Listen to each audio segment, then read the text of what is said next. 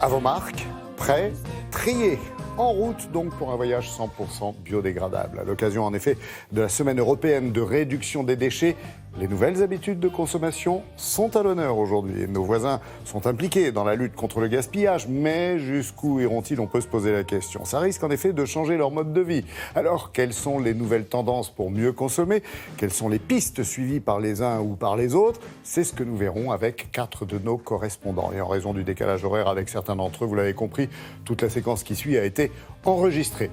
Eux aussi ont été triés sur le volet. Voici donc nos journalistes du jour.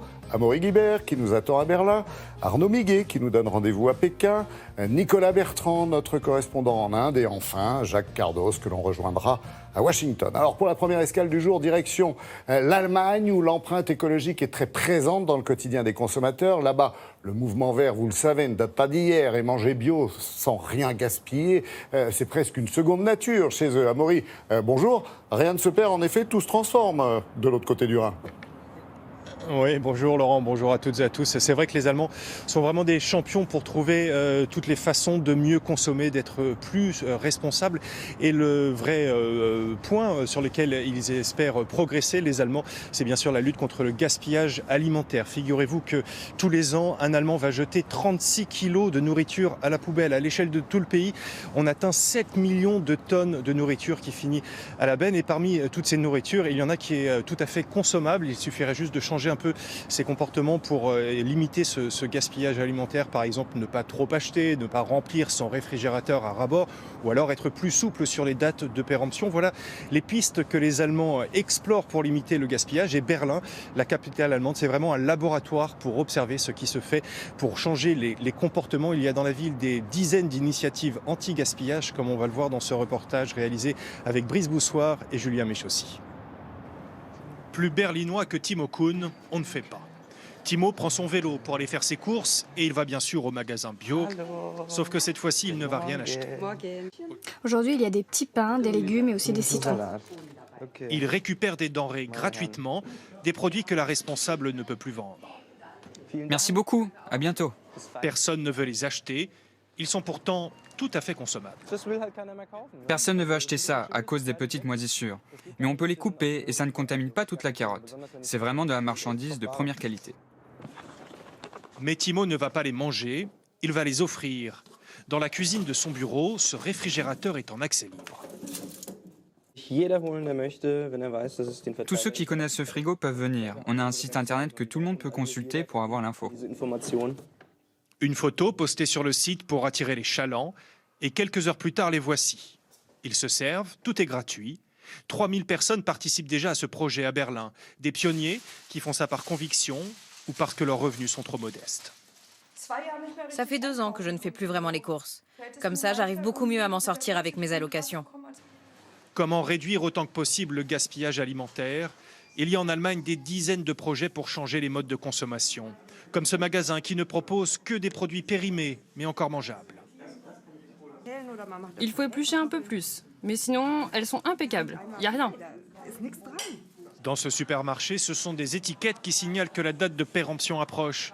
Ces produits sont proposés à des prix plus bas et les clients sont récompensés de leur fidélité par des bons de réduction. Beaucoup, notamment les plus jeunes, ne savent pas ce que signifie la date limite de consommation. Est-ce qu'on doit jeter le produit le jour indiqué? En fait, le produit n'est pas mauvais. Mais pour ne pas jeter, encore faut-il ne pas trop acheter, juste ce dont on a besoin. C'est ce que permettent les magasins sans emballage, comme cette enseigne dans un quartier branché de Berlin. Les clients viennent avec leur pot et se servent dans ces grands bacs. Tout est proposé en vrac. J'ai encore besoin d'huile d'olive. Même les liquides, les huiles, le vinaigre et d'autres produits plus inattendus. On a aussi des produits d'hygiène, donc par exemple déodorant, shampoing, crème douche. Pour le savon, c'est donc à la fontaine que ça se passe, mais il manque encore des produits essentiels comme les laitages, la viande. Les clients semblent pourtant y trouver leur compte. Mon arrière-grand-mère achetait déjà de cette façon, alors pourquoi on ne ferait pas pareil? C'est bien. Je trouve que c'est une super idée de venir avec ces récipients faire ses courses. Comme ça, on arrête avec ces montagnes de déchets. Ce sont des petits gestes dans les courses du quotidien, mais qui peuvent entraîner à l'échelle du pays des économies de plusieurs milliards d'euros. Plusieurs milliards d'euros d'économies possibles. Est-ce que vous pensez, Amaury, qu'en finir avec les emballages, ça serait une piste à suivre ?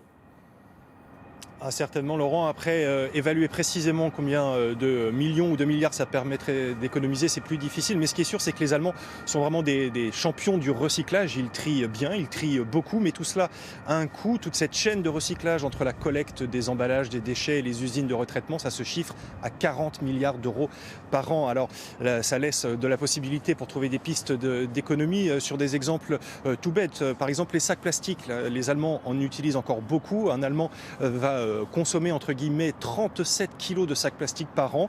C'est 5 kilos de plus que les Français. Il y a un autre exemple qui revient ici beaucoup en Allemagne. Ce sont ces petites tasses en carton que l'on vous offre quand vous prenez votre café à emporter. Les Allemands adorent faire ça, sauf que tous les jours, ce sont 7 millions de ces petites tasses en carton qui finissent à la poubelle. Alors, Amaury, soyons francs, on les regarde comme des modèles à suivre, mais pour en revenir au gaspillage alimentaire, est-ce que les Allemands sont si irréprochables que ça ? Non, pas tout à fait, Laurent, en tout cas pas aussi irréprochable, mais c'est vrai qu'ils sont quand même plus en avance que nous. Je vous disais au début de mon intervention que 7 millions de tonnes d'aliments étaient jetées par an en Allemagne. Les Français, ils en jettent encore plus, c'est 10 millions de tonnes, alors même que les Français, la population française est moins importante que la population allemande. Donc les Allemands sont en avance, mais il y a quand même pas mal de marge de progression. Le vrai point noir ici, ce sont les fruits et légumes, par exemple, qui représentent la moitié des 300 kilos de nourriture qui sont jetés chaque seconde à la poubelle. En Allemagne, figurez-vous qu'il y a 2,5 millions d'hectares de terres agricoles qui sont cultivées pour rien ici en Allemagne. Et ce n'est pas un problème de producteurs ou de distributeurs, c'est vraiment aux consommateurs de changer leur comportement pour limiter ce gaspillage alimentaire. Chiffre en effet très impressionnant. N'en jetez plus. Merci Amaury, à très bientôt. Alors pour la suite du voyage, nous partons en Chine, le plus grand marché de consommateurs au monde et l'un des plus grands pollueurs de la planète, on le sait. Bonjour Arnaud. Avec 1,3 milliard d'habitants, j'imagine que c'est un vrai défi pour les autorités que de gérer toutes les ordures accumulées. Est-ce qu'il y a au moins du recyclage dans l'air ? En un mot, Laurent, non. Bonjour. Les Chinois ne trient pas. Les Chinois jettent leurs déchets dans une seule et même poubelle. C'est un problème. Pour vous donner un ordre d'idée, Pékin, 20 millions d'habitants, 30 000 tonnes par jour de déchets générés. Pour vous donner un ordre d'idée, à Paris, c'est 10 fois moins, 3 000 tonnes seulement. Alors Pékin, c'est normal, du coup, est considéré comme l'une des villes les plus sales au monde. Il y a dans ce pays une telle croissance économique, une telle croissance de la consommation, qu'il y a évidemment une croissance vertigineuse des déchets et un problème de traitement, mais aussi de prise de conscience. Mais il existe de belles initiatives, comme celle que nous sommes allés voir dans le métro de Pékin. C'est ingénieux, c'est un reportage d'Angélique Forget, Justine Jankowski et Gaël Caron. Regardez. À Pékin, pour prendre le métro, quelques bouteilles en plastique suffisent pour payer son ticket. Je mets la bouteille là-dedans, elle va être recyclée automatiquement. Ensuite, j'appuie sur le bouton et ça va créditer mon compte. Il faut 30 bouteilles pour avoir un ticket de métro. La récompense pour ce geste écolo n'est pas énorme, mais les usagers saluent cette initiative. Ce genre d'action, plus on a, mieux c'est. Tout le monde en bénéficie. Et puis, plus on en parle, plus ça permettra de protéger l'environnement. Dans le métro, mais aussi dans les supermarchés. Pékin a installé 5000 machines comme celle-ci. L'objectif, lutter contre les montagnes de déchets qui envahissent Pékin. Chaque jour, plus de 20 000 tonnes d'ordures ménagères sont produites, l'équivalent de 9 piscines olympiques. La société qui gère ces appareils envoie ensuite les bouteilles dans des usines de recyclage.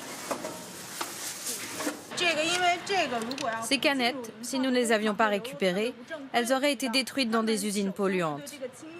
Là-bas, ils utilisent de l'eau pour les nettoyer. Mais après, ils rejettent cette eau, alors qu'elle est sale et non traitée. Dans ce supermarché, les usagers gagnent quelques centimes pour chaque bouteille déposée. L'argent, je le garde sur mon compte ou je le dépense tout de suite après au supermarché.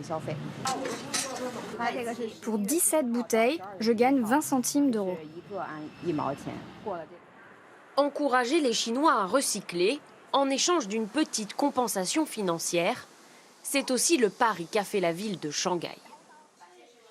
Depuis 3 ans, cette famille trie ses déchets et gagne ainsi des points qui peuvent être utilisés pour faire des achats. Ça, tu le mets où? Dans les déchets carton.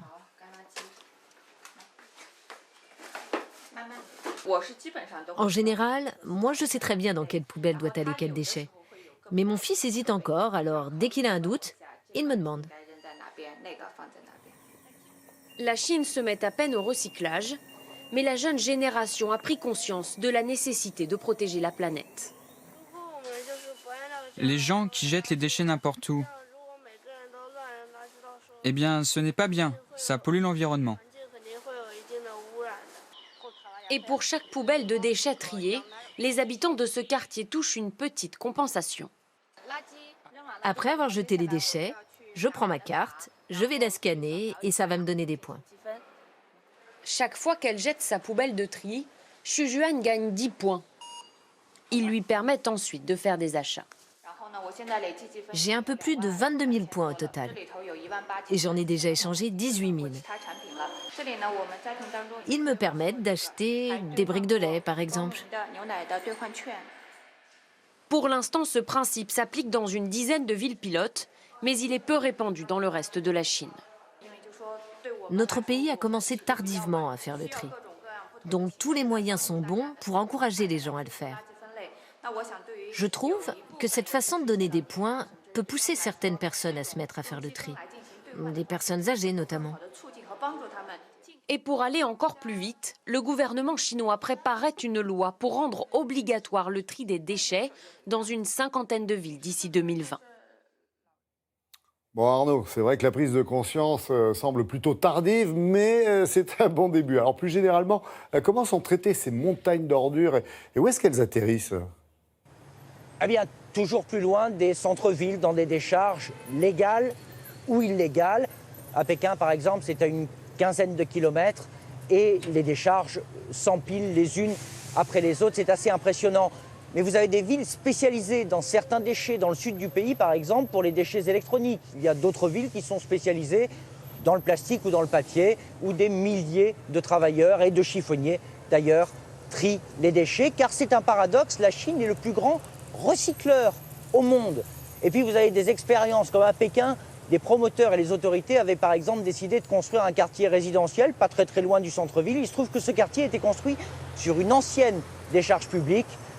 Les étés suivants, la fumée, les odeurs ont commencé à remonter.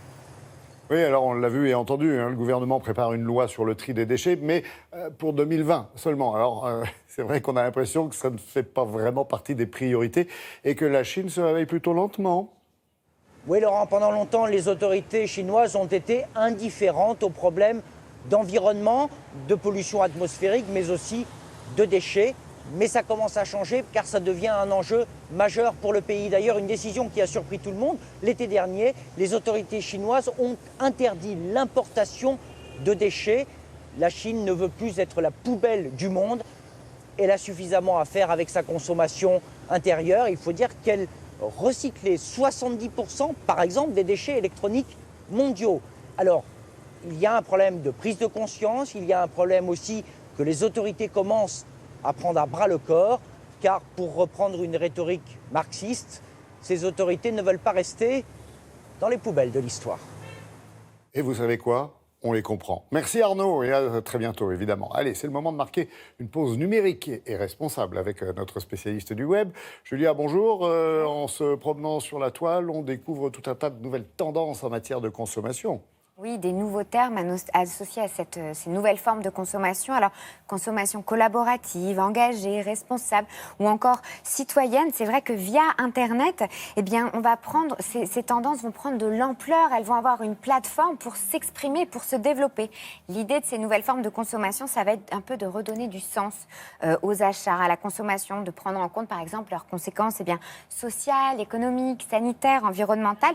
Et on va encourager un comportement plus responsable, plus réfléchi et autant d'objectifs qui vont pouvoir être atteints grâce à Internet qui va permettre au quotidien d'agir de manière très concrètes. Alors par exemple, sur le trop-plein d'emballage qu'on a tendance à jeter, à utiliser, notre propension aussi à gaspiller et à jeter. On va trouver sur Internet, par exemple, des petites choses comme ça. Vous voyez, ce site cette start-up s'appelle EvoWare. Alors, c'est des emballages alimentaires zéro déchet. Ils sont tous faits à base d'algues, ils sont comestibles, ils sont biodégradables et ils marchent pour toutes sortes de produits.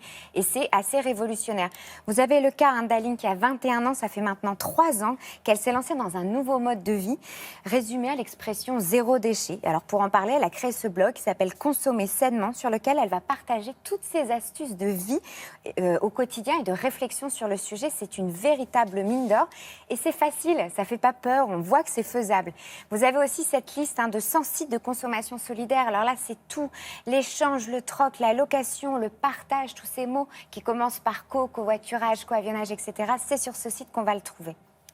Et dans cette école, Julia, dans cette école du mieux consommer, j'imagine qu'on se mobilise aussi pour lutter contre le gaspillage alimentaire, non? Oui, énormément. Alors, vous avez l'Agence de l'environnement et de la maîtrise de l'énergie qui a lancé un hashtag qui s'appelle « Ça suffit le gâchis ». Alors, l'idée vraiment, c'est on a beau savoir que gaspiller, c'est mal, et on a du mal à savoir comment faire, comment réutiliser, comment faire du neuf avec du vieux. Et bien là-dessus, vous avez des astuces anti-gaspi proposées par des internautes et par l'ADEME. Et c'est vraiment des choses simples, des choses assez ludiques.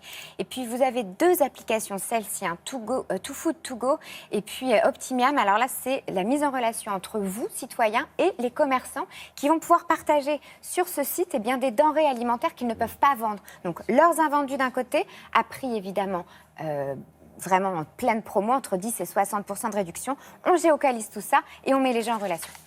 Merci Julia, c'est important et c'est plutôt rassurant même de voir que tous ces sites existent. Alors, notre périple se poursuit en Inde cette fois-ci, en Inde où la question du gaspillage a généré une initiative des plus originales. Prendre aux riches pour nourrir les pauvres. Ça vous rappelle quelque chose ? Eh bien, c'est l'idée brillante de quelques volontaires au grand cœur. Bonjour Nicolas. Alors, comment est né ce projet ? Oui, bonjour Laurent. Tout est parti de ce chiffre dramatique. Il y a en Inde 1 demi-million de personnes qui meurent de faim ou de malnutrition chaque année. Et c'est ce chiffre qui a poussé des milliers de volontaires à s'unir, à se mobiliser. Et depuis 3 ans, ils collectent les restes de nourriture dans les mariages, par exemple, ou dans les restaurants, les boulangeries. Et ils apportent cette nourriture aux plus démunis. Ils sont présents dans 47 villes en Inde et ils se font appeler l'armée des Robins des Bois. Mégane Guillaume et Ram Pateria les ont suivis. Regardez. Ils ont choisi sa couleur, le vert, et son combat, prendre aux riches pour donner aux pauvres. Zouali et ses amis marchent dans les pas de Robin des Bois. Non, nous on ne vole pas. Nous on récupère les restes de nourriture et on les donne aux plus pauvres. C'est la différence avec le Robin des Bois original et nous. Dans ce restaurant, les volontaires viennent collecter le butin du jour. Là, on a du riz et des lentilles. C'est encore bien chaud. Ce sont les restes de la journée. Bien sûr, on vérifie toujours que c'est encore bon pour être consommé. De la nourriture qui aurait en temps normal terminée à la poubelle. Beaucoup de gens meurent de faim ici. Nous avons de quoi les nourrir, mais nous n'avons pas le temps de leur apporter à manger. L'armée des Robins des Bois nous aide en distribuant les repas à notre place. Aujourd'hui, la récolte est bonne. 7 établissements ont répondu à l'appel de l'association. Ça, ce sont les restes d'une boulangerie. Ils sont toujours consommables, mais pas assez frais pour être vendus. En Inde, ils sont plus de 200 millions à se coucher le ventre vide. Pourtant, le pays entretient une véritable culture du gaspillage alimentaire. Dans ce restaurant de rue à New Delhi, le patron ne lésine pas sur les quantités. Et les assiettes sont rarement finies. Ils gaspillent trop de nourriture ici. Tout le monde ne peut pas manger les mêmes quantités. Moi, je ne mange pas beaucoup, mais pour eux, ça, c'est la norme. Ici, 25 kilos de nourriture partent tous les jours à la poubelle. Ces comportements choquent de plus en plus la société indienne, et particulièrement les jeunes Robins des Bois. Chaque jour, ils tentent de rallier de nouveaux restaurateurs à leur guerre contre le gaspillage. Nous ne vous demanderons pas grand-chose, juste de nous donner vos restes quand vous en avez à la fin de la journée. Grâce à leur médiatisation, les volontaires commencent à se faire connaître. Mais leur popularité ils la doivent surtout à une communication bien rodée sur les réseaux sociaux. Facebook, Instagram, Twitter, c'est important pour nous. Ce sont des plateformes gratuites qui nous permettent de toucher les profils qui nous intéressent. À travers tout le pays, ils sont plus de 12 000 à suivre l'exemple du célèbre justicier. Une armée mobilisée aujourd'hui pour nourrir ce bidonville. Je me sens très bien maintenant. Pourquoi ? Parce que grâce à eux, mon estomac sera plein. Depuis 2 ans, Zouali vient en aide aux plus démunis. Prenez vos assiettes, la nourriture est prête. Un combat quotidien qu'elle mène avec son mari et ses 2 petites filles. Certains ont tout alors que d'autres n'ont rien. C'est vraiment injuste. Nous, on essaie de réduire un peu cette injustice en s'assurant que ceux qui n'ont rien aient au moins quelque chose dans leur ventre aujourd'hui. Depuis sa création, l'armée de Robin des Bois a nourri plus de 4 millions de personnes. Un chiffre malheureusement dérisoire en Inde, où la faim reste la première cause de mortalité. Merci beaucoup, Nicolas, et à bientôt, bien sûr. Alors, retour chez nous à présent, parce que c'est bien joli de parler des autres, mais il faudrait peut-être aussi balayer devant notre porte. Isabelle Martinet, les modes de consommation ont évolué en France, on le sait, et il y a du nouveau dans ce domaine, on est bien d'accord. Oui, on est bien d'accord, nous avons troqué une surconsommation pour une consommation raisonnée. En fait, la crise économique et la chute du pouvoir d'achat ont engendré une économie parallèle qu'on appelle la consommation collaborative et qui est en fait une sorte de système D consistant à s'appuyer les uns sur les autres pour tout simplement réduire les dépenses. Alors ce sont par exemple les achats d'occasion en raison de leur coût ou les achats groupés pour favoriser l'usage d'un produit à sa possession. L'exemple typique, vous savez, c'est une tondeuse à gazon pour 2 maisons individuelles par exemple. Ce sont aussi les locations et les échanges de services entre particuliers. Un cours de cuisine contre un cours de bricolage. Et puis enfin, c'est l'avènement du co-déménagement, co-voiturage, co-location, tout simplement pour partager les frais. Eh bien, toutes ces habitudes nées il y a une dizaine d'années de la crise se sont maintenant installées chez nous. Et est-ce qu'on peut parler de déconsommation ? Alors, on parlera en fait d'un nouveau mode de consommation avec, entre autres, un low cost assez étudié. Le bon exemple est sans doute celui du transport, puisque nous voyageons de plus en plus fréquemment avec des compagnies à bas coût qui vont préserver le nombre et la fréquence des vols ou des trains, mais qui vont rogner sur le service. Le verre d'eau sera payant, la première classe sera supprimée, mais le temps de trajet sera identique parce qu'on se recentre sur l'essentiel. Et est-ce que le prix est toujours le critère principal d'achat ? Oui. C'est vrai, seulement le curseur est décalé. C'est-à-dire qu'avant d'être bas, le prix doit être juste. Aujourd'hui, on consomme moins mais mieux, avec des exigences de qualité, de traçabilité et un prix justifié. Par exemple, on veut une alimentation saine, avec moins de boissons sucrées, de soda et plus de bio. Mais on veut aussi, parallèlement, favoriser les circuits courts pour offrir un meilleur revenu à nos agriculteurs. Et pour cela, 68% des consommateurs sont prêts à payer plus cher. Donc, au final, on consomme différemment. Tout à fait. C'est la fin de l'ère du jetable. La mobilisation anti-gaspi se généralise pour préserver les ressources. Aujourd'hui, on accepte d'acheter des fruits et légumes tels que la nature les produit, c'est-à-dire non calibrés, parfois un peu moches, mais tout aussi bons et moins chers. On achète d'acheter en vrac pour limiter la production de suremballage. On veut des appareils technologiques qui soient réparables et dont l'obsolescence ne soit pas programmée. Ouais. Et puis enfin, on recycle beaucoup plus facilement qu'avant nos livres ou nos vêtements pour leur offrir une deuxième vie. Et on peut dire que, comme d'habitude, c'est le consommateur qui décide. Toujours, c'est le consommateur qui décide, bien sûr.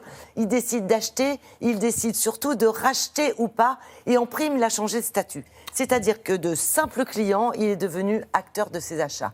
Par exemple, aujourd'hui, on n'hésite pas à financer la production d'un produit qui nous séduit en l'achetant à l'avance. Vous savez, c'est le principe du financement participatif, qui est d'ailleurs assez malin pour aider au lancement de nouveaux produits. Et puis plus largement, je dirais qu'aujourd'hui, il y a une envie de rompre avec l'influence du marketing pour créer nos propres produits, à nous consommateurs. Exemple ?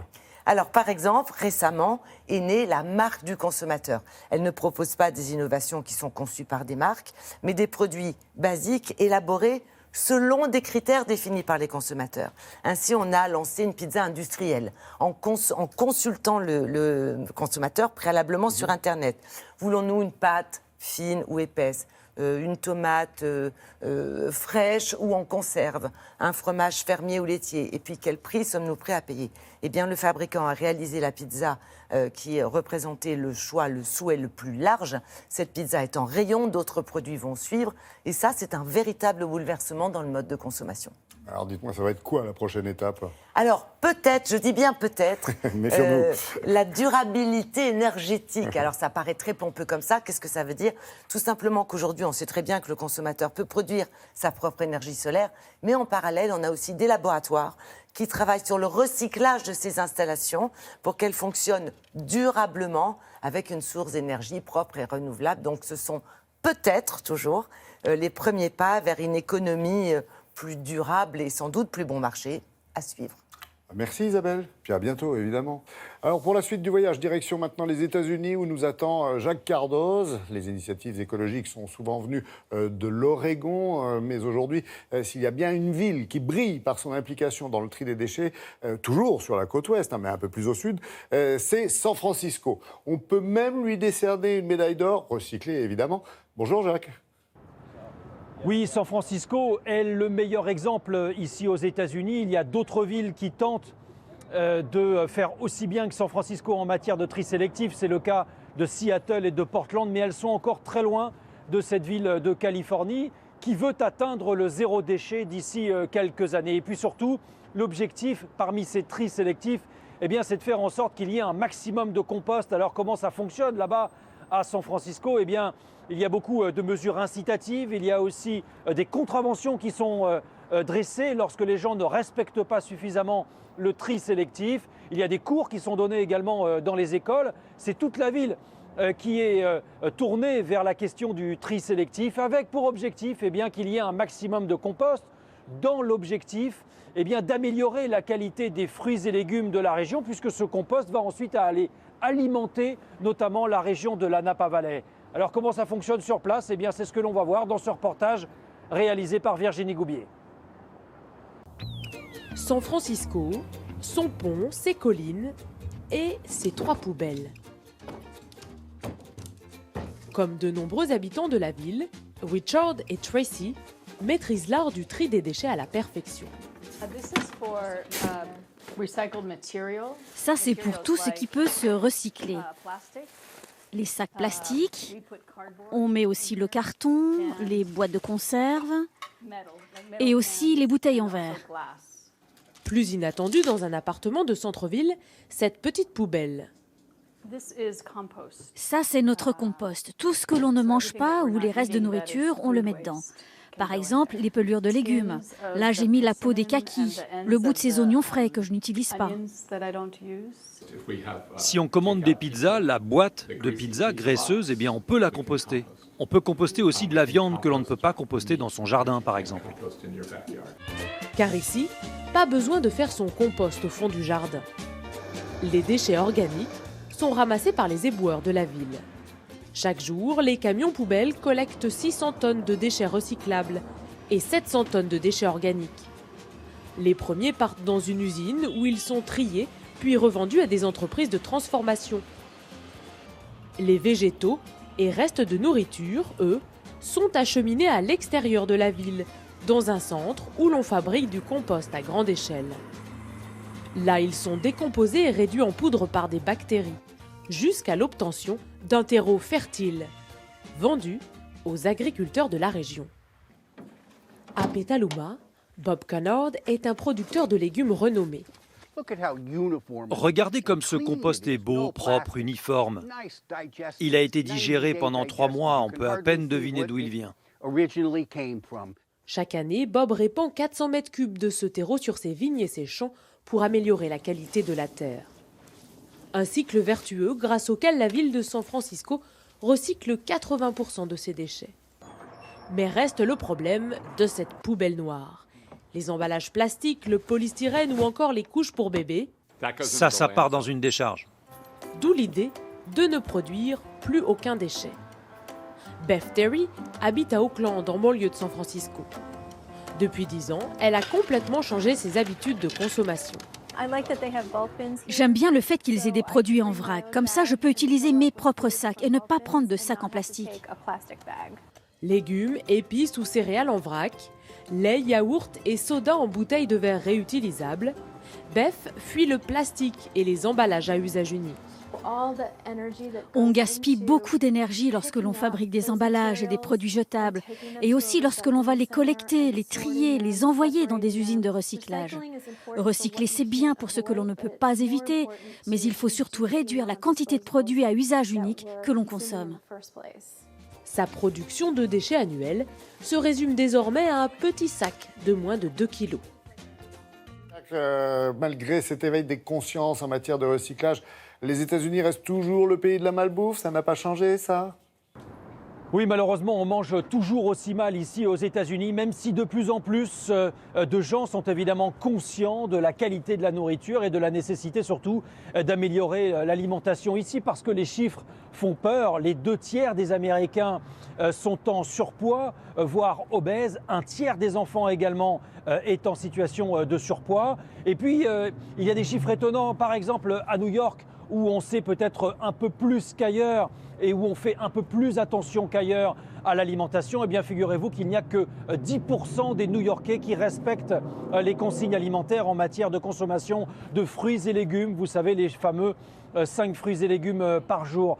C'est franchement pas un chiffre qui rassure. Il faut savoir que même au plus haut niveau de l'État, vous vous souvenez de l'initiative de Michelle Obama, qui avait tout fait pour essayer d'inverser la tendance et les habitudes alimentaires, notamment dans les écoles, avec des mesures incitatives en matière de consommation de fruits et de légumes dans les écoles. Mais c'est une initiative qui n'a pas franchement pris l'ampleur qu'elle aurait dû prendre. Bref, il faudra encore beaucoup d'exemples comme à San Francisco pour modifier complètement les habitudes alimentaires ici aux États-Unis. Ben voyez, il ne vous reste plus qu'à leur donner l'exemple. Merci Jacques et à très bientôt. Alors, notre tour du monde anti-gaspi touche à sa fin. Ben oui, alors merci à nos 4 correspondants de nous avoir fait découvrir toutes ces initiatives novatrices, de nous avoir rassurés avec cette prise de conscience planétaire. La semaine prochaine, autre thème, on s'intéressera à un fléau international. Attention, la corruption. Alors, quels sont les pays les plus concernés? Dans quel domaine en particulier? Et quels sont les moyens mis en œuvre pour l'éradiquer? Réponse samedi prochain. Je peux vous dire, après avoir mené l'enquête, qu'un léger parfum de scandale soufflera dans C'est un monde. Télématin, c'est fini pour aujourd'hui. Merci à vous. Mais on se retrouve dès lundi 6h30, bien sûr. En attendant, voici quelques images de la semaine écoulée. C'est le petit supplément du jour. Très bon week-end.